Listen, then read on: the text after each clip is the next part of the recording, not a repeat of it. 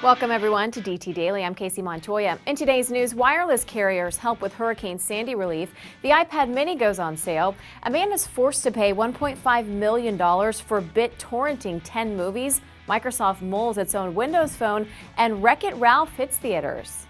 In the aftermath of Hurricane Sandy, millions of people all up and down the East Coast have been left without power and aid. To help provide a little relief, wireless carriers are chipping in. T-Mobile, Verizon, and AT&T have all waived their late fees and begun offering free cell phone charging to some of those without power via mobile stations. Charging will be allowed in some carrier stores, and generated power charging stations and RVs have been deployed around New York City and New Jersey. The iPad mini made its official debut this morning to smaller crowds than Apple launch have come to expect. However, buyers were required to pre-order their iPad minis online and arrive to pick them up at Apple stores, which may have caused the smaller response. Apple is not commenting on how many iPad minis have been pre-ordered. The tablet, which starts at $329, is still being seen as something of a defensive move for Apple in reaction to the popular 7-inch tablets that have flooded the market recently. The largest ever damages award in a piracy case was handed down this week to Illinois resident Kaiwan Fisher after he shared 10 FlavaWorks videos on BitTorrent.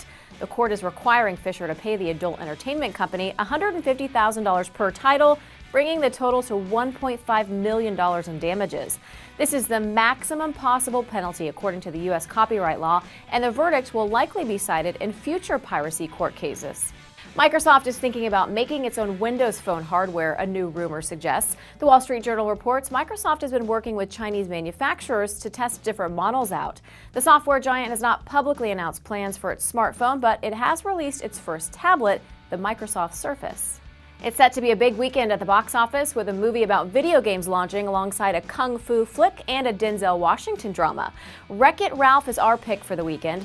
The film stars a video game villain who quits and goes on an adventure with other video game characters. Flight, a new Robert Zemeckis film, stars Denzel Washington as a seasoned airline pilot who manages to land a plane after a mid-air disaster, but then has his character come under fire. Finally, The Man with the Iron Fist is a new kung fu action movie starring Russell Crowe and Lucy Liu.